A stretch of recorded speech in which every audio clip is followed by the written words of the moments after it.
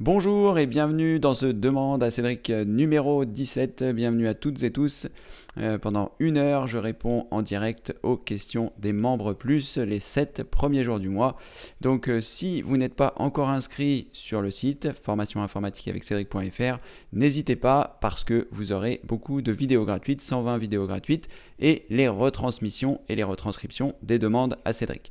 Donc comment faire? Eh bien tout simplement, je vais vous montrer. Vous vous rendez sur l'accueil du site formation informatique avec cédric.fr. Je vais vous montrer ça tout de suite. Donc pour ce faire, soit vous partez directement de Google et vous tapez formation informatique. Ça va pas le faire si ma voix est déjà partie. Avec Cédric, voilà, une fois que vous avez tapé formation informatique avec Cédric, vous cliquez sur le lien qui est ici dont l'adresse est formation informatique avec Cédric. Vous allez arriver sur l'accueil de mon site internet. À partir de là, vous avez la possibilité de descendre, de mettre votre prénom ici, votre adresse email ici, de cliquer sur « Oui, je veux m'inscrire » et vous rejoindrez l'aventure comme 3220 membres l'ont fait avant vous. Et ce qui vous permettra de recevoir un mail. Dans le mail que vous allez recevoir, il y a un lien sur lequel vous devrez cliquer. Une fois que vous aurez cliqué, vous serez redirigé vers votre espace membre qui est ici. Alors là, c'est la version lorsque vous êtes connecté. Voilà, vous serez redirigé vers cette page-là, je vais y arriver. Et à partir de là, eh bien, vous aurez accès à toutes les choses gratuites que je vous offre, c'est-à-dire le mini-guide de la sécurité, plus de 90 vidéos pour apprendre l'informatique à votre rythme, un cours thématique sur Gmail, un cours thématique sur Picasa, les retranscriptions des demandes à Cédric comme celui que vous êtes en train de regarder maintenant, les retransmissions et retranscriptions des demandes à Cédric quotidien que j'avais réalisées au mois de mai de l'année dernière où pendant 1 heure, les 31 jours de mai, j'ai répondu à vos questions. Et voilà, donc n'hésitez pas à vous inscrire, vous aurez accès à tout ça de façon gratuite. Et si après vous voulez aller plus loin, eh bien vous pourrez le découvrir avec les formations qui sont en dessous après. Voilà, maintenant que cette petite introduction est terminée, je vais pouvoir réaliser le Demande à Cédric numéro 17. Donc soyez les bienvenus. Comme vous pouvez le voir, j'ai un petit peu calfeutré l'ensemble des fenêtres qui sont ici parce que le matin à 11h, le soleil est présent. Donc voilà. Allez, j'espère que vous allez bien. On va pouvoir démarrer. J'ai vu qu'il y avait une question de Françoise tout à l'heure qui était arrivée au début. Bonjour Françoise, bonjour Cédric, vive la rentrée, d'accord. Voici ma question, je pense que vous êtes une des seules à aimer la rentrée, alors peut-être que, voilà, je ne sais pas si vous êtes prof ou si, voilà. Donc, vive la rentrée, voici ma question. Chaque fois que je défragmente l'espace sur le disque dur, OSLogic, donc le logiciel que j'avais recommandé, j'ai de moins en moins d'espace libre. Est-ce normal? Merci. Alors là, Françoise, il y a un gros problème, je pense. C'est que le gros problème, c'est que comment est-ce que vous pouvez voir que votre espace diminue puisque je le conseille de défragmenter son disque dur entre tous les 6 mois ou tous les 1 an. Donc en 6 mois ou 1 an, il doit pouvoir s'en passer des choses. Donc comme je le précisais précédemment, il ne faut absolument pas défragmenter son disque dur souvent parce que ça a tendance à l'user et que les performances que vous allez gagner en faisant une défragmentation ne sont pas vraiment intéressantes. Enfin, si vous le faites tous les 6 mois, ça va quand même. Donc, si vous avez un SSD, il ne faut absolument pas défragmenter votre disque dur, enfin votre SSD en l'occurrence, parce que les SSD ne fonctionnent absolument pas comme les disques durs et ils ne nécessitent pas de défragmentation, mais un trim, qui est une fonction d'optimisation des cellules électroniques, voilà, pour qu'il dure le plus longtemps possible. Et auquel cas, depuis Windows 8, c'est automatique, depuis Windows 10, c'est automatique, et si vous avez Windows 7, c'est une option qu'il faut activer si vous avez un SSD. Donc comme je vous le disais, si toutefois vous avez un disque dur classique, donc vous pouvez faire des défragmentations, mais seulement une fois tous les 6 mois. Donc en théorie, vous ne voyez pas la différence, enfin, vous ne devriez pas voir la différence puisque en 6 mois, vous avez pu ajouter ou enlever des choses. Après, peut-être ce à quoi vous faites allusion, c'est vous avez un certain espace disque avant la défragmentation et un certain espace disque après la défragmentation, et celui après la défragmentation est plus important, ce qui en théorie, n'est pas normal, mais la défragmentation n'est pas là pour vous faire gagner de l'espace disque, elle est surtout là pour vous faire gagner de la rapidité. Si toutefois vous avez des soucis de vitesse, eh bien vous pouvez éventuellement utiliser CCleaner. Faites attention si vous avez Windows 10, apparemment il y a certains problèmes qui sont générés avec CCleaner, mais CCleaner va nettoyer les fichiers temporaires, ce qui se lance au démarrage. Il va aussi un peu optimiser la base de registre, donc en théorie vous gagnerez un peu de vitesse. Après, si vous avez un disque dur classique et que vous voulez vraiment gagner de la vitesse, je vous conseille de passer au SSD, c'est le jour et la nuit. Voilà Françoise, espérant avoir répondu à votre question. Si ce n'est pas le cas, n'hésitez pas à reposter quelque chose ici. Gabriel, bonjour Gabriel, bonjour Cédric et à vous tous. Depuis quelques jours, lorsque j'ouvre Gmail, Facebook, etc., les caractères sont fort petits. J'ai changé dans paramètres affichage et rien n'a changé, encore un bug de Windows 10. Alors, je ne saurais pas vous dire si c'est un bug de Windows 10, Gabriel, mais ce qu'il faut savoir, c'est que les sites internet, alors je ne sais pas sur quel navigateur vous êtes puisque vous ne le précisez pas, on va partir du principe que vous êtes sur Google Chrome. Donc, lorsque vous êtes sur Google, vous avez la possibilité, lorsque vous êtes sur un site, je vais me rendre sur quel site je pourrais me rendre sur la ruche qui dit oui par exemple. Donc voilà, lorsque vous êtes sur un site, eh bien vous avez la possibilité de grandir ou de diminuer les caractères en faisant soit les trois petits points qui sont en haut à droite et en choisissant zoom ici en cliquant sur le plus. Et là vous voyez les caractères augmentent et puis vous allez avoir un pourcentage de zoom qui agrandit. Ou vous avez également la possibilité, je n'ai peut-être pas partagé mon écran, voilà, on va recommencer. Donc, je me suis rendu sur ce site-là, la ruche qui dit oui, et donc vous allez avoir la possibilité, en appuyant sur les trois points en haut à droite qui sont ici et en choisissant le zoom, vous allez avoir la possibilité de grandir les caractères ou de les diminuer. Et vous voyez le niveau de zoom qui apparaît. Voilà. Si toutefois c'est trop petit, vous avez la possibilité de cliquer sur la touche CTRL de votre clavier qui est en bas à gauche en général et parfois vous en avez même une en bas à droite et vous allez presser la touche A accentuée ou arrobase ou 0. Il y a les trois touches sur la même il y a ces trois caractères sur la même touche, ce qui vous permettra d'avoir la possibilité de revenir à un zoom 100%. Vous voyez là je vais réduire le zoom en faisant CTRL-, je suis au niveau de zoom très petit et je peux cliquer ici sur les trois points, je vois que je suis en zoom 25, je vais cliquer sur la touche CTRL et cliquer sur 0, enfin sur 0 arrobase A accentué et je reviens à 100%. Si je clique ici, je vois que c'est 100%. Après, donc comment ça se passe ? Lui va être capable de mémoriser les niveaux de zoom en fonction de l'endroit où vous vous trouvez. Si par exemple je vais sur Google, donc là je suis sur Google, si je clique sur les trois petits points, je suis à 100%. Et si je clique sur CTRL-, je vais avoir la réduction qui apparaît ici. Et en théorie, il va avoir mémorisé la prochaine fois que je vais revenir sur Google. Donc là, je relance ma fenêtre Google et vous voyez, mon Google est tout petit parce qu'il a mémorisé les paramètres précédents. Donc je vais faire CTRL-, il va me le remettre à 100%. Et à partir de là, je peux fermer ma fenêtre, réouvrir une nouvelle fenêtre, donc comme je l'ai fait tout à l'heure. Et là, mon Google est bien revenu à 100%. Voilà Gabriel, vous pouvez donc utiliser ça, regardez en cliquant sur les trois petits points quel est votre niveau de zoom et assurez-vous bien d'être à 100%. Sinon, ce que vous pouvez également faire, je ne sais pas si ça a une incidence sur les fenêtres d'internet, c'est faire un clic droit sur votre bureau, choisir paramètres d'affichage et ici vous avez modifié la taille du texte, des applications et autres éléments. Donc ici c'est 100% et peut-être que c'est ça qui a été modifié. Donc vous pouvez choisir paramètres d'affichage avancé et là non, ce n'est pas ici. Ce n'est pas là non plus. Alors c'était sur la fenêtre précédente et ici donc modifier la taille du texte et des applications, des éléments. Là je suis à 100%, peut-être vous étiez à 125% et que ça s'est modifié automatiquement. Donc vous pouvez essayer de jouer aussi avec ça si toutefois ça n'a pas... Alors ce qui est un petit peu ennuyeux, c'est que ça se fait en temps réel et du coup ça a tout modifié chez moi. Bon, enfin c'est pas très grave. Donc vous pouvez aussi essayer avec ce niveau-là qui a peut-être été modifié lors de la dernière mise à jour de Windows 10. Peut-être que ça vient de là aussi. Donc vous pouvez essayer ces 2 pistes, Gabriel, à la fois du côté du navigateur et à la fois du côté de Windows. Voilà, Gabriel.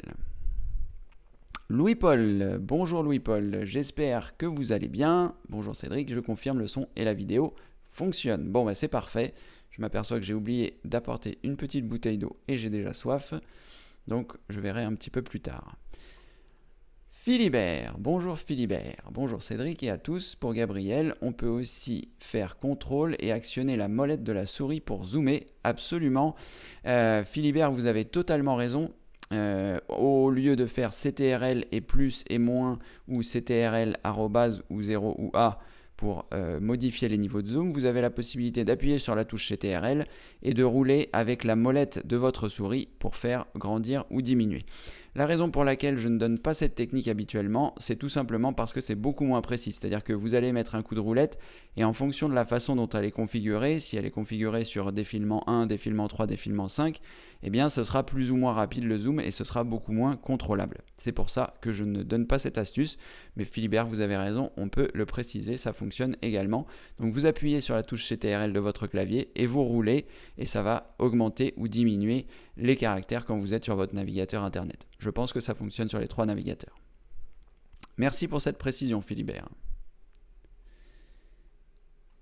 Solange, bonjour Solange, bonjour Cédric. J'ai un icône de Google Chrome sur le bureau et dessous, il y a marqué Search History 1 de date et quand je clique dessus pour ouvrir, ça n'arrête pas de télécharger. Ça n'arrête pas de télécharger. Que dois-je faire? Merci de votre réponse. Alors, qu'est-ce que ça n'arrête pas de télécharger, Solange? Search History. Alors, peut-être que c'est tout simplement un raccourci des paramètres historiques de votre navigateur et que votre dernier historique vous renvoyait sur une page qui téléchargeait quelque chose. Donc dans ce cas-là, vous pouvez tout à fait supprimer cette icône qui, à mon avis, n'est juste qu'un raccourci. Vous pouvez le voir si je vais vous montrer à quoi ressemble un raccourci si vous ne connaissez pas la différence. Donc, lorsque je crée un document, par exemple, ici, donc là j'ai un document texte classique, vous voyez, ça c'est l'original, puisque je viens de le créer. Et si je crée un raccourci, on s'aperçoit que c'est le raccourci du document original, bon, parce que c'est écrit, ça pourrait ne pas l'être, mais surtout parce que vous avez une petite flèche en bas à gauche qui vous permet de reconnaître que c'est un raccourci. Dans ce cas-là, si c'est un raccourci, vous pouvez le supprimer sans souci, puisque vous ne détruirez pas l'application originale ou le fichier original. Donc n'hésitez pas, vous pouvez le supprimer. Et comme ça, ça vous permettra de ne plus avoir ça. Ensuite, pour ce qui est de Google Chrome, moi ce que je vous conseille, c'est de le laisser dans la barre en bas. Donc je vais vous montrer comment je le fais. Donc, vous avez votre application Google Chrome qui est ici. Donc vous le lancez une première fois, vous allez arriver sur Google Chrome, vous faites un clic droit. Pardon, là ça ne va pas fonctionner. Ah si, c'est bon. Et vous choisissez épingler dans la barre des tâches. Alors moi ici, il y a marqué détaché parce que je l'ai déjà épinglé. Donc si vous avez épinglé dans la barre des tâches, vous faites un clic droit sur l'application, vous choisissez un clic gauche épinglé à la barre des tâches et comme ça, votre Google Chrome restera toujours ici. Il vous suffira d'un simple clic de le lancer en appuyant dessus. Voilà Solange, mais vous pouvez supprimer ce raccourci qui s'est créé, qui est peut-être, comme je vous le disais, quelque chose qui s'est créé un petit peu par hasard si vous avez fait une mauvaise manipulation. Espérons que ce soit ça. Françoise, alors merci pour votre réponse. Excès de propreté, je défragmente toutes les semaines. Je vais suivre vos conseils. J'ai Windows 10, d'accord. Alors la question c'est, vous avez Windows 10, d'accord, très bien. Est-ce que vous avez un SSD ou est-ce que vous avez un disque dur classique? Donc comme je vous disais, l'excès de propreté, c'est plutôt la défragmentation. Il me semble que je l'avais expliqué une fois, c'est que il faut considérer ça comme un escargot. En fait, un disque dur, c'est comme un escargot, c'est-à-dire que les données vont se mettre bout à bout lorsque vous allez installer les choses, votre Windows, vos logiciels, etc. Et quand vous allez supprimer des choses, ça va créer des trous dans cet escargot, et quand des nouvelles choses vont être rajoutées, si par exemple la taille de l'espace qui a été libéré est moins important que le fichier que vous souhaitez mettre, ou le fichier ou l'application ou le dossier, il va mettre un petit morceau dans le trou qui était disponible et le reste ailleurs sur le disque dur. Donc la tête de lecture, il va falloir qu'elle fasse un premier trajet pour prendre sur le premier que vous aviez, sur le premier morceau, et ensuite sur le dernier morceau. C'est pour ça que lorsque vous allez faire une défragmentation, il va remettre les éléments entre eux, ce qui permettra d'optimiser un peu et que ce soit un petit peu plus rapide. Néanmoins, la défragmentation a quand même pour effet de fatiguer un peu les disques durs, puisque ça va en permanence aller prendre des informations, enfin pas en permanence, mais lorsque vous allez la réaliser, prendre des informations, les mettre ailleurs, etc. Donc voilà, et puis vous ne gagnerez pas forcément énormément de temps grâce à cette défragmentation. Il vaut mieux vider le cache, il vaut mieux regarder les programmes qui se lancent au démarrage dont vous n'auriez pas forcément besoin. Voilà, c'est plus là-dessus que vous pourriez éventuellement gagner de la vitesse, et surtout, voilà, si vous n'avez pas encore de SSD, le SSD c'est vraiment ce qui vous fait gagner le plus de vitesse. Voilà. Mais en tout cas, Françoise, vous avez raison. Rien n'empêche de tout le temps nettoyer. Cela dit, la défragmentation, c'est pas forcément adéquate. Je ne sais pas trop comment vous expliquer. Enfin, vous trouvez une formule qui pourrait vous dire que c'est pas tout le temps idéal de faire les choses souvent. Mais en tout cas, voilà, je pense que vous avez compris le principe. Daniel, bonjour Cédric. Quand allez-vous mettre les 2 vidéos manquantes dans Je monte mon PC ? Allez-vous continuer les vidéos Windows 10 ? Merci pour votre réponse. Tout à fait Daniel, alors tout ça, ça fait partie, je voulais indiquer ça dans les nouveautés de la saison 3. Là j'ai commencé à faire mes petits post-it avec ce que je dois vous indiquer de ce qui va se passer dans la saison 3. Voilà, 3 post-it, donc il y a un certain nombre de choses que je dois vous dire, et notamment ça par rapport aux formations.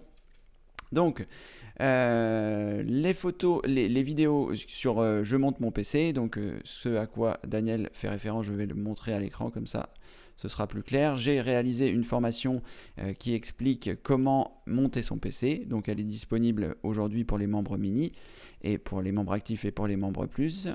Elle est ici, pas du tout la vidéo outil, n'importe quoi. Je monte mon PC, elle est ici. Donc il y a un certain nombre de formations qui sont disponibles, et il y a des formations qui ne sont pas disponibles, notamment fermeture définitive et installation, et la vidéo d'introduction. Alors ce qu'il faut savoir, c'est que là la formation elle est complète. Vous pouvez apprendre à monter votre ordinateur avec toutes les vidéos qui sont disponibles. Les 2 vidéos qui manquent, ce sont celles-ci, fermeture définitive. C'est parce que en fait, est-ce que j'ai partagé mon écran ? Oui, c'est bon. En fait, je pensais juste montrer comment j'ai mis mon PC. Voilà, un petit peu d'optimisation, de le décoller du sol pour pas qu'il y ait trop de poussière dans une zone ventilée, etc. Pardonnez-moi. Et au final, j'ai fait quelque chose de beaucoup plus complet qui va sortir sous la forme de peut-être 3-4 vidéos où je montre l'installation complète de mon PC, l'installation de mon bureau complet avec le passage des câbles. Le passage des câbles pour pas qu'on les voit, l'installation des moniteurs, voilà, donc c'est un petit peu plus complet que ce que je pensais faire, parce que je trouvais ça intéressant de montrer comment cacher ces câbles, les câbles de la souris, le grand tapis de souris, etc. Donc voilà, j'en ai fait une série de vidéos que j'ai tournées, mais qu'il faut que je monte, donc c'est pas, pour l'instant c'est pas au goût du jour, ça va arriver bientôt, hein, vu qu'elles sont tournées, le montage, bon, ça va me prendre pas mal de temps, parce que j'ai beaucoup de minutes de film, et qu'il va falloir que j'organise, donc ça va arriver. Et l'introduction, c'est juste pour dire que voilà, j'ai fait la vidéo sous forme de vidéo courte pour que les gens puissent voir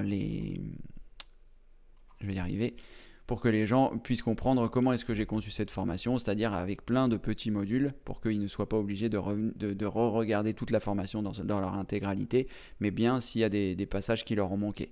Donc voilà, ça va arriver, ça pour cette formation-là, et il faut absolument que je termine les formations, que ce soit Windows 10 et que ce soit aussi les vidéos exclusives. J'ai un certain nombre de choses, de formations à terminer que j'avais commencé, et que voilà, avec toutes les choses que j'ai commencé au départ. Donc tout ça c'est prévu pour la saison 3, ça va se continuer. Je suis en train de me faire mon calendrier des vidéos là pour savoir quand est-ce qu'elles vont sortir, les vidéos outils, la formation spéciale débutant, etc. Donc Daniel, ne vous inquiétez pas, ça va arriver. vous avez de toute façon un statut de membre actif, même peut-être de membre plus. Donc pas de souci par rapport à ça, vous aurez accès aux vidéos dès qu'elles seront disponibles.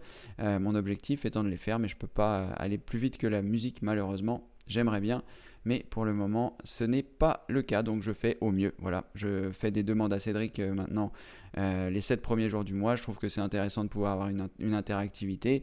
Évidemment, tout ça, c'est au détriment de l'avancement des autres choses, mais j'essaye toujours d'œuvrer dans votre direction pour que voilà, on ait un meilleur contact, les demandes à Cédric en direct, le forum, etc. Tout ça, ça me prend du temps, parce que j'ai de temps en moins à consacrer sur les vidéos. Voilà Daniel, j'espère que la réponse vous satisfait. En tout cas, c'est comme ça. Bonjour Yvette, bonjour Cédric. La vitesse de dépôt d'un même gros fichier 500 MB sur WeTransfer et Google Drive est différente. Pouvez-vous me dire pourquoi? Je vous en remercie beaucoup. Alors, je vais tenter une explication, Yvette.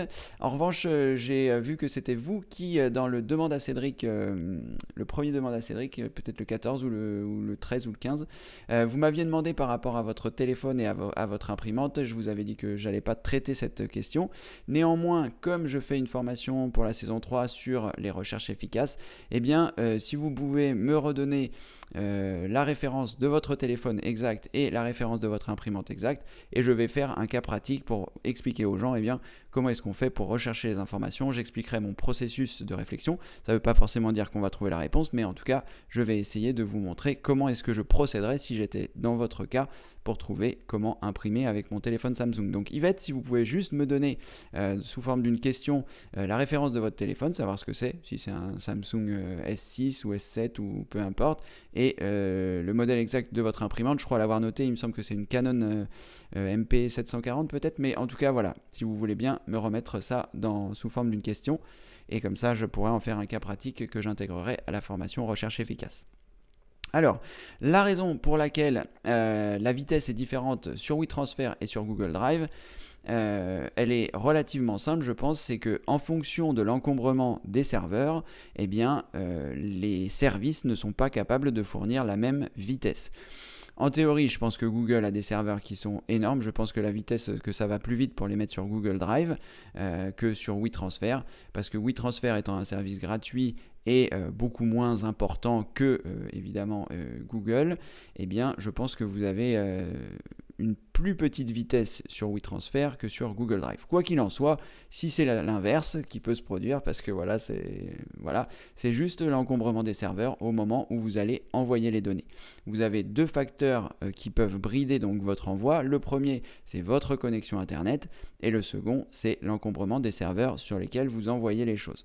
Donc votre connexion Internet, si vous avez, on va dire, une connexion ADSL classique, l'upload, c'est-à-dire l'envoi des informations vers Internet et non pas la récupération des envois depuis Internet, l'envoi de votre ordinateur vers Internet, si vous avez une ADSL classique, vous allez être à peu près à 100 kilo-octets secondes. Donc pour transférer 1 méga, il vous faudra 10 secondes en théorie si les serveurs distants ne sont pas saturés. S'il vous faut plus, eh bien c'est que soit votre connexion est un petit peu moins bonne que, enfin voilà, ça c'est l'idéal de la DSL. Sinon, eh bien c'est que ça vient des serveurs distants. Donc si vous avez, il me semble que j'avais fait le calcul, si vous avez un ADSL classique donc que vous envoyez à 100 kg, pour envoyer 2 Go qui est le maximum que vous pouvez transférer sur WeTransfer, je crois que ça prend 2 heures ou 4 heures, je sais plus, j'avais fait le calcul, ça fait 1 méga par toutes les 10 secondes. Bon, je vais pas faire le calcul là parce que je vais me perdre dans les chiffres, mais en tout cas voilà, j'avais donné l'information à un moment. C'est vrai que quand on envoie des gros fichiers sur WeTransfer, ça prend du temps, surtout si vous avez une ADSL classique. Si vous avez la fibre, ça n'a rien à voir, si ce n'est que voilà, en ayant la fibre, par exemple, vous pourrez envoyer à 100 la théorie de la fibre, on va dire, vous pouvez envoyer à 8 mégaoctets seconde, 8 x 12, je vais me perdre dans les chiffres, mais en tout cas, vous pouvez envoyer beaucoup plus rapidement avec la fibre, et auquel cas, ce n'est pas la fibre qui vous bride, mais le service qui est en face. Et là, ce que je pense, c'est que voilà, c'est le service qui est en face qui vous bride, surtout si vous allez plus vite sur l'un que sur l'autre. Voilà Yvette, j'espère avoir répondu à votre question de façon assez claire. Je me suis peut-être un petit peu emmêlé les pinceaux sur les chiffres, mais l'idée est là, c'est l'encombrement, c'est les embouteillages. C'est comme si vous arriviez de la province à Paris et qu'il y a les bouchons du périphérique. Vous mettrez moins de temps s'il est 3h du matin que s'il est 18h le soir. Voilà, c'est ça l'idée. L'encombrement. Même Internet y a droit. Donc n'oubliez pas, si vous voulez bien Yvette, de me remettre les références donc, de votre téléphone et de votre imprimante dans les questions. Comme ça, je pourrai le noter et faire une vidéo. Voilà Yvette, si ce n'est pas suffisamment clair, n'hésitez pas à mettre un petit complément. Gabriel, merci Cédric et Philibert pour votre réponse. J'aimerais plus tard, après la retransmission. Oui, vous pourrez essayer plus tard. Ou même maintenant d'ailleurs, c'est comme vous le souhaitez. C'est une petite combinaison de touches, soit CTRL et roulette comme l'indiquait Philibert, soit CTRL plus, CTRL moins, CTRL arrobase comme je vous l'indiquais, ou alors vous avez également la possibilité de cliquer sur les 3 petits points et de vérifier votre niveau de zoom. Comme je vous le répète, ce niveau de zoom sur Google Chrome s'applique sur chaque site. Il va mémoriser le niveau de zoom. Si vous faites un zoom à 150% sur Google, que vous allez sur Bing et que vous faites 75, il gardera les zooms de ces deux choses. Voilà. Daniel, merci pour votre réponse. Avec plaisir Daniel, en espérant que voilà, les formations arriveront le plus tôt possible évidemment, puisque l'objectif c'est quand même que voilà, les formations soient terminées. Mais j'ai tellement de choses à faire, enfin je sais pas si vous vous rendez compte... en voyant les vidéos, c'est vrai qu'on se dit, bon ben voilà, 4 vidéos par semaine, est-ce que c'est bien, est-ce que c'est pas bien? Pour moi, ça représente beaucoup de travail parce que, voilà, le site formation informatique avec Cédric, ce n'est pas que faire une vidéo, fabriquer une vidéo. Il faut réfléchir à la vidéo, il faut tourner la vidéo, il faut monter la vidéo, il faut intégrer la vidéo sur le site. Et pendant ce temps-là, il faut que je réponde aux questions qui me sont envoyées par mail, des gens qui n'arrivent pas à se connecter, des gens qui ne comprennent pas pourquoi ils ont acheté mais ils ne peuvent pas accéder à leur espace membre. Donc j'ai essayé de faire des vidéos d'aide mais parfois ça ne suffit pas. Donc il faut que je fasse cette assistance là. Il y a les réponses sur le forum. Donc ça pareil Alexandra, merci beaucoup pour votre aide très précieuse. Alexandra qui fait un travail incroyable sur le forum pour répondre à vos questions. Ça me permet d'y passer moins souvent. Il y a la rentrée, les nouvelles formations qu'il faut que je prépare, l'esthétique du site, les problèmes à résoudre. Bref. Formation informatique avec Cédric, c'est pas on fait une vidéo et c'est tout. C'est un ensemble de choses. C'est tout un processus qui est très long. Des fois, il y a des problèmes techniques comme vous avez pu voir avec la caméra. Des fois, il y a des soucis. Et voilà, on se rend pas compte. C'est pas parce que je fais de l'informatique et que je sais me sortir de faux pas que j'ai jamais de problème. Voilà, et je vous filme pas tout le temps les problèmes parce que voilà. Mais je suis comme vous, j'ai des problèmes. Plus on manipule de choses et plus on risque d'avoir des problèmes avec les interactions, les interactivités. Voilà, mon SSD l'autre jour qui a lâché, j'ai perdu mon Windows, il a fallu que je réinstalle. Voilà, je suis pas à l'abri de tout ça. Donc l'ensemble de ces choses-là, plus la logistique habituelle, hein, je vous apprends rien, les courses. La nourriture, etc. Régler les problèmes avec le RSI. Bref, c'est un boulot à plein temps, donc voilà, les vidéos, j'aimerais en faire plus. Pour ça, il faudrait que je puisse déléguer. Pour l'instant, comme je l'ai déjà précisé avant, j'ai pas forcément les munitions pour pouvoir déléguer comme j'aimerais et ne me concentrer que sur les vidéos. Donc pour l'instant, il faut que je fasse tout. C'est la raison pour laquelle il y a parfois un petit peu de retard. Voilà. Daniel, merci en tout cas de votre patience, merci à toutes et tous de patienter. Je fais les vidéos au fur et à mesure et puis je dois vous dire aussi que ça me permet aussi de casser la monotonie.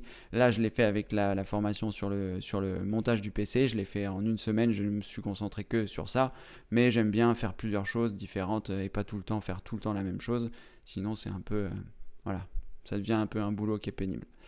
Il y a aussi cette chose là. Alors Gabriel, Cédric, à quoi sert la règle que Sou a mis sur le forum? A plus Gabriel. Alors, je ne sais pas du tout. Ça fait un petit moment que je ne suis pas allé sur le forum et je ne sais pas à quelle règle vous faites allusion. On peut éventuellement aller voir puisqu'il n'y a pas trop de questions. Donc, on va se rendre sur le forum. J'espère que j'ai mes authentifications. Je vais passer par Google Chrome pour être sûr que c'est bon.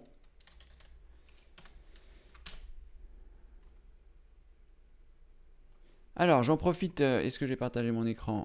Oui, c'est bon. J'en profite pour vous donner un petit truc et astuce concernant le forum. Je devais faire une vidéo pour les trucs et astuces pour mieux vous servir du forum.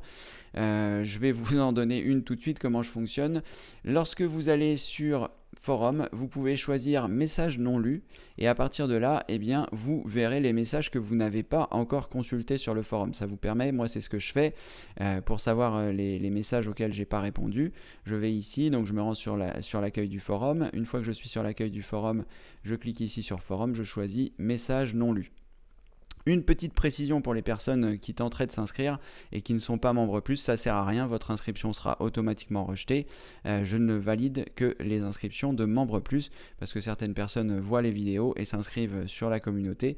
Donc comme il y a une validation de ma part, je rejette systématiquement les gens qui ne sont pas membres plus puisque ce service est réservé aux membres plus. Donc pour devenir membre plus, vous vous rendez sur l'accueil du site formation informatique avec Cédric.fr, vous vous inscrivez, vous devenez membre gratuit, vous profitez des vidéos gratuites que je vous offre et si vous voulez passer à la vitesse supérieure, vous pouvez vous rendre dans connexion et ensuite devenir membre et à ce moment-là, si vous devenez membre plus, vous aurez accès donc au forum.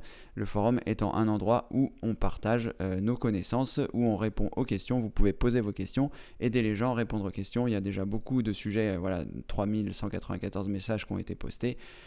Voilà, on répond, c'est vraiment un forum d'entraide, vous pouvez poser vos questions et c'est très bien. Donc, je reprends Gabriel et à toutes et tous qui êtes sur le forum. Vous pouvez vous rendre donc dans forum et choisir message non lu et à partir de là, eh bien, vous aurez toutes les choses auxquelles, tous les messages que vous n'avez pas regardés sur le forum. Donc vous avez la possibilité, ça doit être ce message auquel vous faites allusion Gabriel, donc on va regarder à quoi ça correspond. Alors avoir une règle que l'on peut choisir à loisir déplacer et ce dans tous les sens, voilà ce que j'appelle un outil pratique. J'ai fait un petit tuto si cela vous intéresse, avec le plus grand plaisir.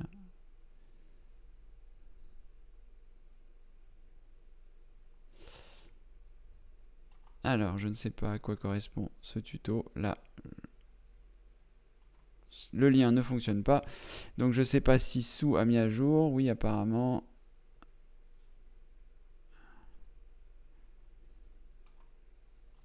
Alors, je ne sais pas.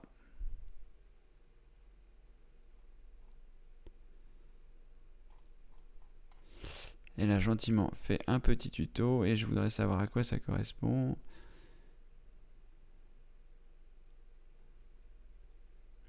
Apparemment, c'est une règle qui va sur le bureau, mais il faudrait sûrement lire.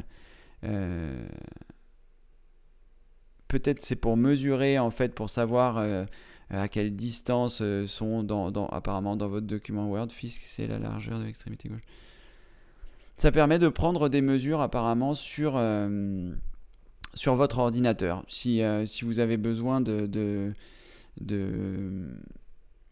si vous avez besoin de prendre des mesures d'un point A ou à un point B sur votre écran, eh bien cette règle doit servir à ça. J'avoue que ça m'est jamais arrivé, je n'ai jamais eu l'occasion de m'en servir, mais voilà, ça peut être intéressant si vous en avez besoin. Si un jour vous vous dites j'ai besoin de connaître la distance entre le point A et le point B sur le bureau de mon ordinateur, eh bien vous pouvez installer cette petite application que nous a recommandé Sou.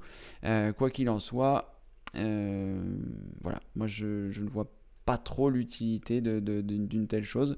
Je procède différemment pour faire mes mesures, mais voilà, moi c'est plutôt des mesures en pixels que je fais et j'ai besoin que ce soit précis, donc je le fais avec Photoshop, mais voilà, peut-être ça peut servir à d'autres. Voilà, il y a beaucoup d'outils qui sont disponibles, je ne les utilise pas tous et ils peuvent être utiles pour d'autres personnes, donc voilà, si vous pensez que ça peut être quelque chose d'utile, vous pouvez toujours l'installer. C'est une règle. Comme vous mesureriez un point B sur une feuille, là, ça le fait sur votre ordinateur.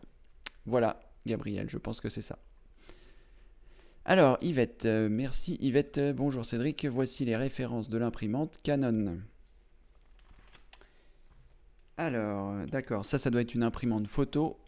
Et vous voudriez imprimer, je suppose, des photos qui sont sur votre téléphone pour les envoyer sur votre imprimante. Alors la première chose que vous pouvez faire, avant même que je fasse le tutoriel pour voir si on trouve une solution, c'est ce que vous pouvez faire, c'est depuis votre téléphone, vous envoyez la photo par mail sur votre adresse email, donc vous pourrez comme ça la récupérer sur votre ordinateur et cette photo vous pourrez l'imprimer sur votre imprimante. Je suppose que vous souhaitiez éviter cette manipulation, ce que je peux tout à fait comprendre, et auquel cas on va regarder si votre imprimante est compatible avec l'impression depuis un téléphone et si votre téléphone est aussi compatible avec votre imprimante. Donc on regardera tout ça, je ferai une vidéo, je vais noter les références. Et après, voilà, vous pouvez toujours éventuellement utiliser cette solution qui est donc d'envoyer votre photo par mail et depuis votre ordinateur. Et une fois que vous avez la photo sur votre mail, eh bien, vous pouvez l'imprimer sur votre imprimante. Donc pour ce faire, lorsque vous êtes dans votre téléphone, vous faites envoyer un mail, vous faites ajouter une pièce jointe, vous mettez votre photo, vous inscrivez votre adresse email personnelle, même si c'est la même, vous pouvez vous envoyer un mail à vous-même et ensuite vous recevez ça, ce qui vous permet après de l'imprimer. C'est une solution et sinon on va regarder. Donc je note les références.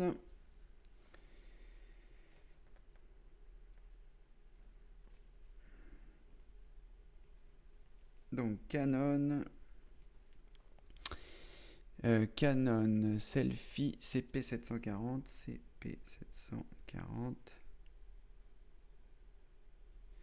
et le téléphone Samsung GTS 5839i. Voilà, c'est noté. Merci Yvette pour les références. Et puis, peut-être vous aviez déjà pensé à la solution que je vous ai indiquée et que c'est un raccourci pour éviter d'avoir à faire ces manipulations. Sinon, vous pouvez aussi faire ces manipulations en attendant d'avoir la réponse. Voilà Yvette, merci d'avoir remis ces informations. Bonjour Tania, bonjour Cédric et bonjour à tous. Avez-vous pensé à la petite cuillère de miel que je vous avais conseillée en mai? Est-ce qu'aujourd'hui la température est plus basse et que les autres jours dans le P2C, dans le Pas-de-Calais, d'accord, il pleut. Amicalement Tania. Alors, la petite cuillère de miel, non, je ne l'ai pas faite parce que je vous avoue que je trouve ça très très sucré, le miel. Et alors, une cuillère comme ça, nette, j'ai encore du mal. Quoi qu'il en soit, ici il fait un temps magnifique et comme il est 11h, il fait un petit peu moins chaud qu'à 15, 16, 17 ou 18 heures auxquelles j'ai déjà fait les demandes à Cédric. Donc aujourd'hui il fait un peu moins chaud, d'autant que j'ai un peu aéré cette nuit et que j'ai calfeutré comme vous pouvez le voir. Donc au niveau de la température, c'est un petit peu mieux que l'après-midi, bien qu'il fasse chaud, et en théorie ils ont annoncé qu'il ferait moins chaud. Je vais vous montrer les températures puisqu'on a le temps. Et voilà, et donc là voilà, il est censé faire 21 degrés, je ne sais pas si vous allez voir quelque chose, voilà, il est censé faire 21 degrés, à mon avis il fait un peu plus, en tout cas chez moi il fait plus, et les températures annoncées mardi 31, mercredi 31, jeudi 32 et vendredi 33. On n'est pas en train de se diriger vers un peu plus de fraîcheur. Bon, quoi qu'il en soit, il faudra faire avec. On va pas se plaindre, on a de l'eau à boire, donc tout va bien. En tout cas, merci Tania pour vos conseils que je n'ai pas encore appliqués. J'irai manger un peu après. Mais quoi qu'il en soit, 1 heure, voilà, c'est moins, c'est moins difficile que les 2 heures pendant lesquelles je faisais avant les demandes à Cédric en une seule fois. Donc voilà. Bon, eh bien, il est 11h35, je vois qu'il n'y a pas de nouvelles questions, je vais patienter un petit peu, et puis si toutefois il n'y a pas de nouvelles questions, on ne va pas en inventer. Donc à partir de ce moment-là, eh bien, j'arrêterai le demande à Cédric. Je réfléchis aux choses que je pourrais éventuellement avoir à vous dire, par rapport à quoi? Par rapport à rien. J'avais rien de spécial à vous dire. Je ferai quand même la vidéo là sur les nouveautés de la saison 3, parce qu'il y en a quand même un certain nombre, les nouvelles formations, les anciennes à finir. Voilà, dans les grandes lignes. Voilà le rythme de croisière, l'outil de recherche qui est important que je vais essayer là de faire. Je vais essayer aussi de faire la mise à jour du guide parce que voilà, on l'a fait avec Benoît en avril 2014 me semble-t-il, donc il commençait un peu à dater. Donc là je vais reprendre pour le remettre un petit peu à jour avec Windows 10, etc. J'ai tout ça de prévu dans la saison 3. La formation spéciale débutant qui va continuer évidemment. Bref, un grand nombre de choses que je dois vous indiquer. Donc tout ça, voilà, tout ça, ce sera dans la vidéo que je vous prépare pour les choses de la saison 2. Je souris parce que je vois que Philibert a apporté un petit complément. Vous pouvez diluer le miel dans une boisson chaude. C'est vrai que c'est efficace. Voilà. Bon, après, moi, boisson chaude, par ce temps-là, j'ai du mal. On verra peut-être cet hiver si j'opte pour voilà, un petit thé au miel avant les demandes à Cédric. On verra ça cet hiver, puisqu'on aura l'occasion de se revoir donc au mois d'octobre. Voilà, donc les demandes à Cédric, pour un rapide récapitulatif, les demandes à Cédric en direct sont réservées pour les membres plus. Vous qui êtes là, vous le savez, mais pour les gens qui regarderont éventuellement cette retransmission, donc il faut être membre plus pour pouvoir assister au direct. Les directs, désormais, c'est les 7 premiers jours du mois, donc de chaque mois. Là, il s'est avéré que le 1er septembre tombait un jeudi, mais peut-être que le 1er octobre, je vais regarder d'ailleurs, le 1er octobre tombera un vendredi, non? Il me semble avoir regardé. Pas du tout. Le 1er octobre tombera un samedi, donc le prochain demande à Cédric pour le mois prochain, ce sera le 1er octobre. Là, on a encore 2 demandes à Cédric pour cette session, donc demain, mardi 6, ce sera de 10 à 11, et mercredi, ce sera de 9 à 10, et ce sera le dernier pour le mois de septembre. Voilà. Alors, Daniel, pour le ch'ti que je suis, je ne regrette pas d'être venu dans le sud. D'accord, Daniel, vous êtes, je sais pas, vous êtes sur Perpignan peut-être. Oui, c'est vrai que moi j'étais dans la région parisienne, donc un petit peu plus bas que le nord. Mais c'est vrai qu'au niveau temps, voilà, moi je regrette pas non plus hein, les jours d'ensoleillement. On fait un peu de météo là, puisqu'il n'y a pas d'autres questions, mais en tout cas, voilà, le climat ici est vraiment, vraiment différent.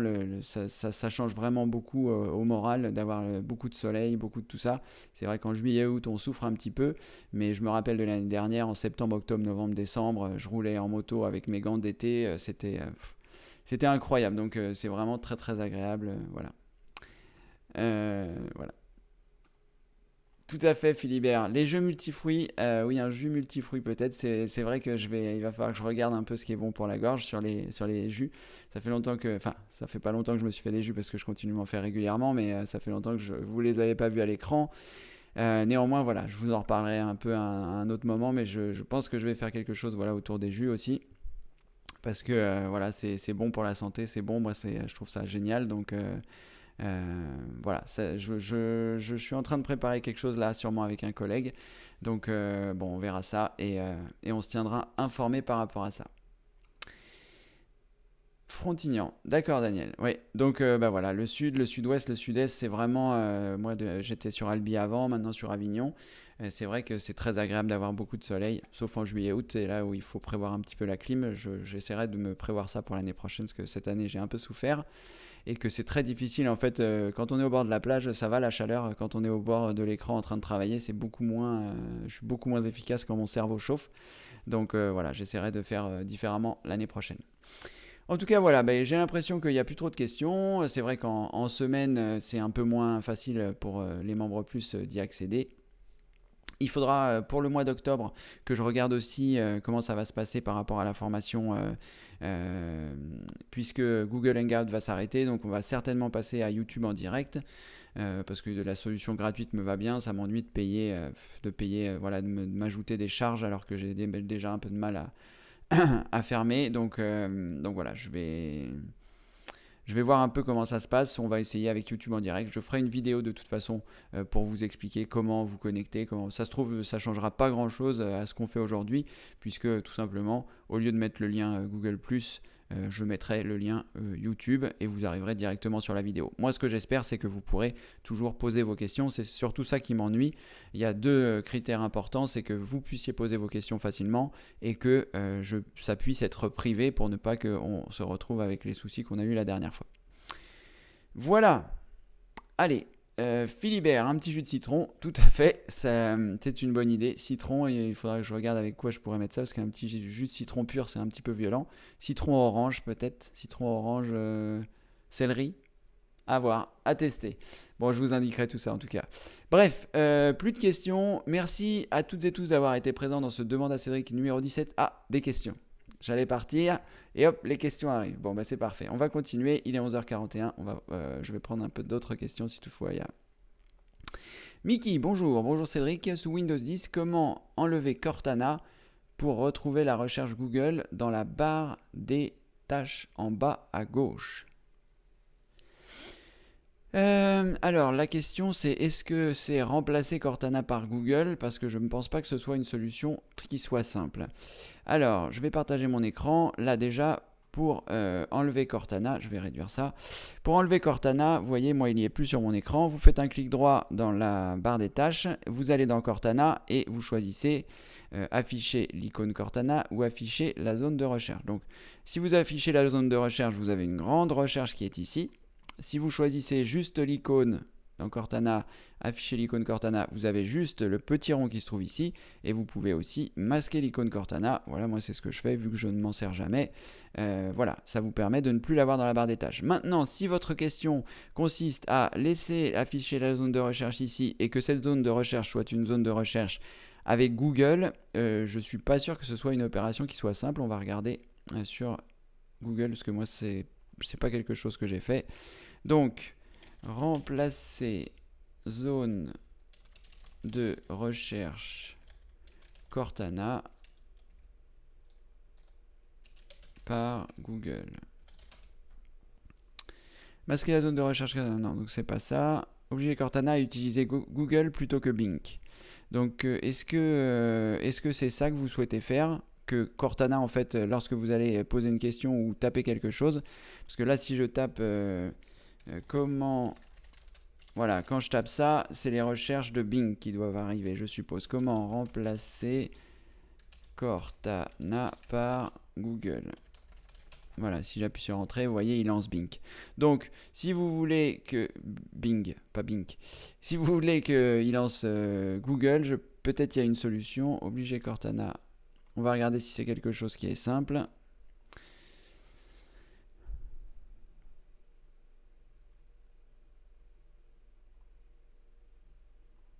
Donc ça c'est autre chose. Ah voilà, donc il faut installer un petit plugin quelque part qui va être Bing to Google et en fait il remplacera certainement les choses. Auquel cas, voilà, c'est quelque chose que je vous conseille pas forcément de faire parce que c'est un peu contraignant. Le mieux étant, plutôt que d'avoir ça, c'est ce que moi j'ai fait, vous voyez, je n'ai pas Cortana d'afficher, masqué, et mon Google Chrome qui est ici, lorsque je le lance, il me lance automatiquement une nouvelle fenêtre avec un Google, donc ça revient à peu près au même. Voilà, lorsque je lance mon Google pour la première fois, j'arrive directement sur la page de Google, j'ai plus qu'à saisir ma recherche et c'est bon. Donc, je vous déconseille d'installer cette extension Bing to Google qui va rajouter une surcouche à quelque chose qui n'est pas forcément nécessaire. Autant aller directement sur Google et comme ça, ce sera, à mon avis, plus simple et plus efficace. Voilà Mickey, j'espère avoir répondu à votre question. Si ce n'est pas le cas, n'hésitez pas à apporter une petite précision. Ah oui, Philibert, là, efficacité maximale, efficacité maximale, citron plus miel. Oui, c'est pas impossible que ce soit efficace. Un petit peu sucré en revanche. Mais ça doit être bien bon. Voilà, le top citron plus miel. Citron plus miel dans un petit verre d'eau chaude. J'essaierai ça cet hiver. Alors, Tania, quant à moi, je ne supporte pas la chaleur, le climat ch'ti me convient très bien et puis je tiens à mes racines. Oui, bah je comprends, hein, Tania, chacun fait ce qu'il a un peu envie.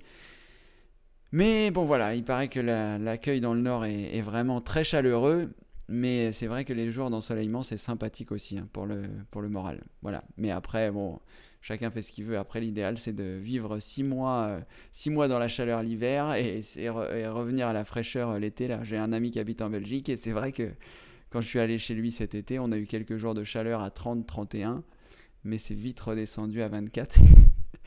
On a dû avoir 3-4 jours de chaleur, donc voilà, c'est totalement supportable. Après, ce qui est plus dur, c'est voilà, un peu ce qui se passe en ce moment, où ça fait je sais pas combien de jours. On est quoi là? On est le 5 septembre, moi j'ai dû rentrer début août. J'ai pas l'impression que les températures soient beaucoup descendues depuis que je sois rentré. C'est surtout ça qui est dur, de ne pas avoir de fraîcheur, de ne pas avoir de vent qui pousse la chaleur. Voilà, voilà Mickey. Parfait, si j'ai répondu à votre question, c'est super. Allez, on va patienter encore un peu. Et puis voilà, il est 11h46, ça va bientôt être la fin. Merci beaucoup une fois de plus d'avoir assisté à ces demandes à Cédric. C'est vrai que je vous dis souvent merci, mais je le pense réellement. Ça me fait vraiment plaisir à la fois que vous puissiez assister aux demandes à Cédric, que vous puissiez bénéficier du forum, que vous puissiez utiliser les formations. N'hésitez pas à partager avec vos proches, surtout en ce moment.